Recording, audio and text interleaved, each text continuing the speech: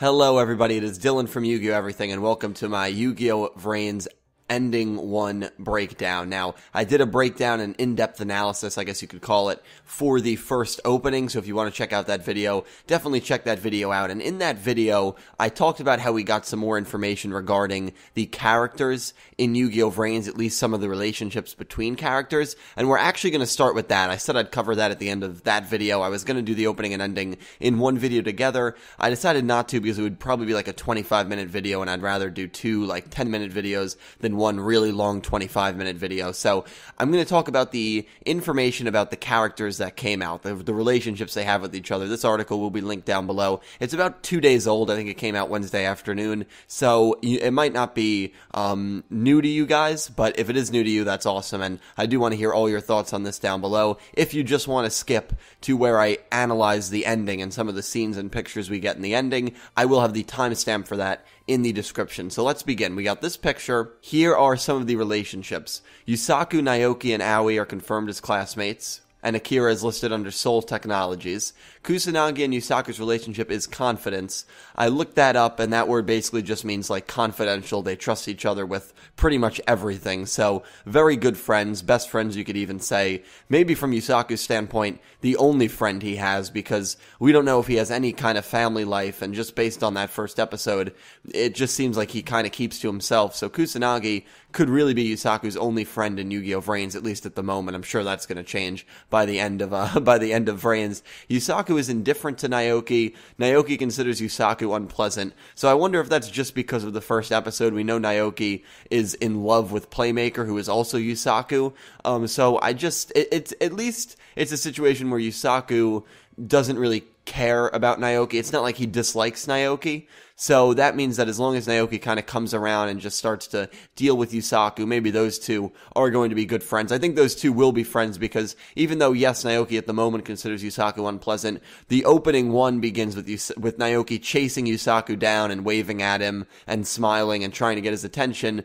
And that just speaks to me that Naoki is going to make an effort to become friends with Yusaku, even though at the moment he might think he's a bit unpleasant. So that'll be a very, hopefully humorous and well-developed relationship and friendship between Yusaku and Naoki. The mysterious life form Ignis is Yusaku's partner. Yusaku is trying to use Ignis as a bargaining chip / hostage, which he successfully does to stop the knight from, destroying everything in the first episode and dueling him in the first episode. So that is the first kind of confirmation we've gotten that Ignis is Yusaku's partner. We know based on the opening, I'm not going to get too into it, but in the opening analysis that I did yesterday, there was a lot of symbolism with colors, and the colors of these kind of birds in the beginning match the colors of the AIs we saw in the first episode. Yusaku turned green, even though I would have thought his symbol would have been more purple. This right here at the moment confirms that Ignis, the purple AI, is Yusaku's partner, so that's just going to be an interesting thing to keep your eye on.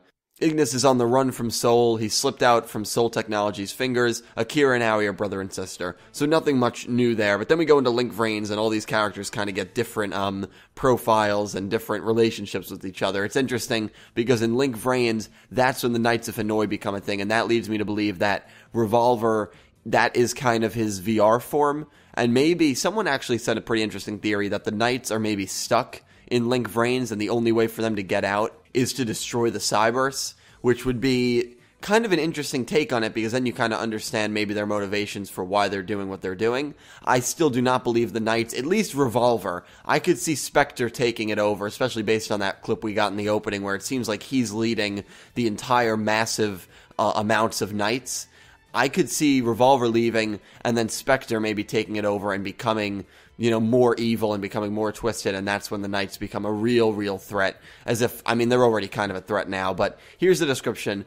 Playmaker has no interest in the Charisma Duelists, but the Charisma Duelists acknowledge Playmaker's skills and talents. So that'll be an interesting, conversation when, assumingly, Yusaku and Go are going to duel in the 4th and 5th episodes.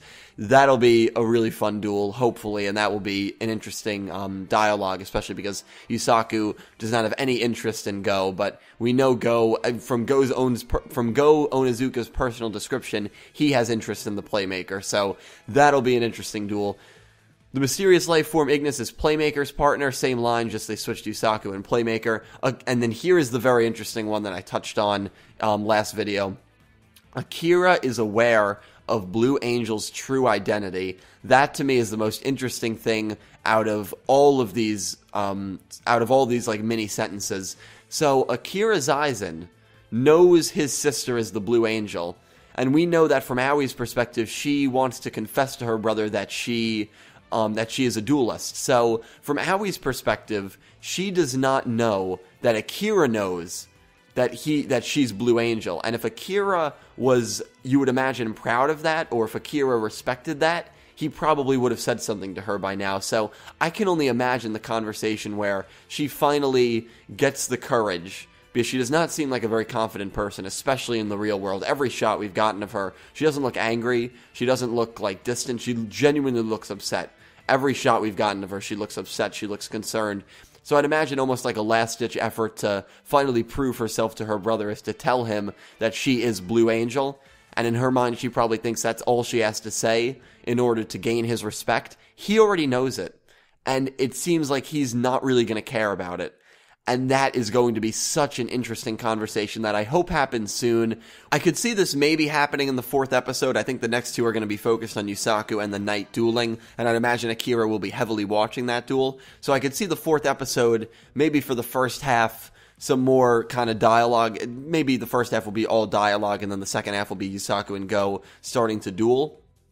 And I could see that's when maybe they show a quick scene of Aoi and Akira talking, and we get to really have our first look at Aoi Zaizen, because we have not seen Aoi yet in her real-life form. So that is going to be a very, very interesting scene when Aoi does finally confess to Akira that she is Blue Angel, even though Akira already knows. So that is a very interesting piece of information. Soul and the Knights oppose one another. Playmaker and the Knights oppose one another. Ignis is on the run from Soul. Both Soul and the Knights are searching for Ignis. Ignis is a threat to the Knights of Hanoi, mainly because he can reinstate the Cybers, you would imagine. So that is all the information we've gotten from this new info drop, which was a really cool thing to kind of like show off all the different relationships, and I'd imagine we will have that kind of Akira Aoi scene sooner rather than later. But we're going to begin with the ending. The ending starts showing Ignis in Yusaku's duel disc, kind of like waking up and looking around, and then we see the data wind. It reminds me a lot. So many people have compared it to Sonic Riders. This literally is if Sonic Riders met Yu-Gi-Oh! Like the turbulence and everything,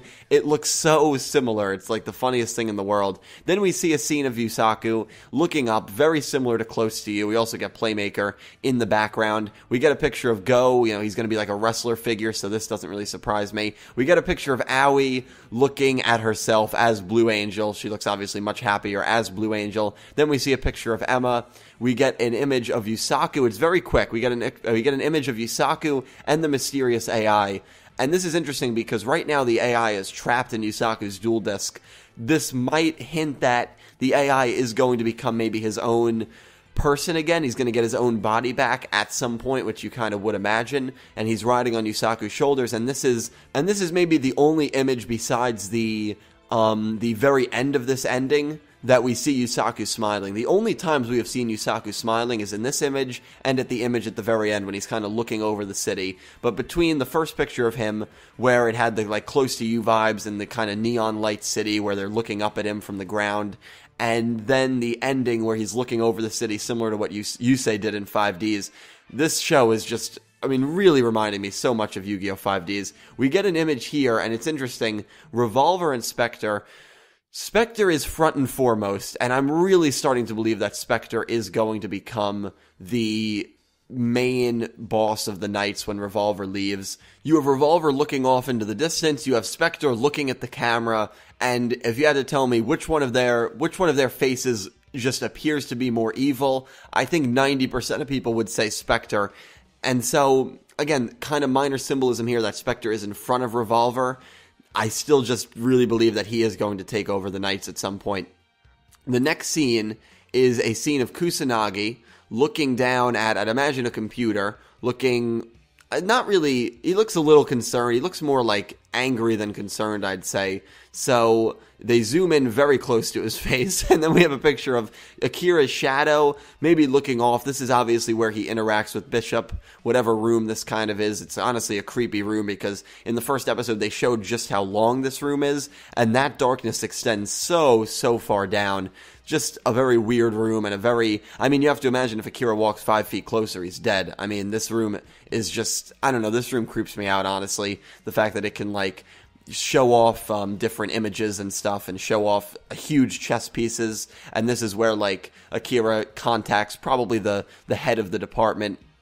I don't know, something is just weird about this room, but we also see Akira looking kind of angry, kind of annoyed. I mean, I don't think he's going to be evil, but he's going to be that douchey security guy, and the whole thing reminds me a lot of Jean-Michel Raget. There was a great edit I saw on Twitter of someone put Raget from Arc 5, his head on the chess piece, and it's like, I wonder, I guess this is where the wormhole took Roger. But moving on, we see the AI, we see Yusaku, then we see Yusaku closing his eyes, opening his eyes in the real world. We see him doing the same thing in the VR world, and at first I thought that was the school in the background. I don't really think it's the school. I think it's just maybe a random building. Kusanagi, this is where we get a lot of quick scenes. We see Kusanagi looking up in an alleyway, and it's just interesting because every scene we got of Kusanagi was kind of, you know, I guess it's just the theme of the show that there's really not anything to be happy about, right? Kusanagi lost his younger brother. He clearly has a bone to pick with whatever group took his younger brother away, if he can even remember.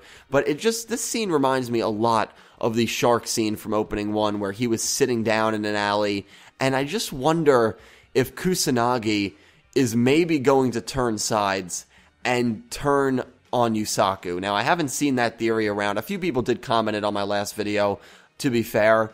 No one is really discussing that Kusanagi, because they're best friends right now, that he might stab Yusaku in the back, especially if he learns about what happened in the past, if he doesn't remember, and Yusaku had something to do with his younger brother's disappearance. It's just every scene we see Kusanagi in is a dark, grim scene. At least with Yusaku, we see him smiling in a couple of scenes. But Kusanagi in the opening, he's eating the hot dog, he looks discontent. In the ending, he's got 2 scenes where he's looking at the computer and he looks irritated, and then this scene he's in the alleyway, and it just reminds me a lot of that shark scene from opening 1, where a lot of people will say that foreshadowed that Shark was going to become evil. So again, same writer too, Yoshida. We see Revolver smiling, then we see Aoi and clearly her brother in the background. She's looking at her brother. She probably is thinking at this point about, you know, how do I tell him I'm Blue Angel? And when she tells him she's Blue Angel, he's not really going to care because he already knows, and clearly that really doesn't mean anything to him. I cannot wait for that interaction. Then we see Naoki, the man, doing 2 thumbs up to the camera. I mean, I guess he's the only one that realizes this ending is being recorded, and he's sending us off in a very positive way. We see the AI, and we see Yusaku's dual disc. Then we see the end of 5Ds, where Yusaku is looking over the city. This is the scene where he has the biggest smile on his face, and he's smiling at the sunset. And wouldn't it be really cool if this is like the final, or one of the final scenes of Yu-Gi-Oh! VRains, and they kind of hinted at it this far in advance? I don't think they would do that, but it just reminds me a lot of the Yu-Gi-Oh! 5D's ending scene. So there's not too much to go in depth with the ending. I read you the new character relationships as well, so I hope you guys enjoyed the video. Please leave all your thoughts and theories down below. I'm trying to think about videos. The next video might be on Tuesday. It might be the episode 3 cast list, unless we get some more info over the weekend, or maybe I'll make a discussion video over the weekend. So thank you guys so much for watching. It's been an awesome week. Great way to kick off the Yu-Gi-Oh! VRains era. Have an amazing day. Also, TGIF, thank God it's Friday. Enjoy your weekend. I will talk to you guys down below. Thank you for watching.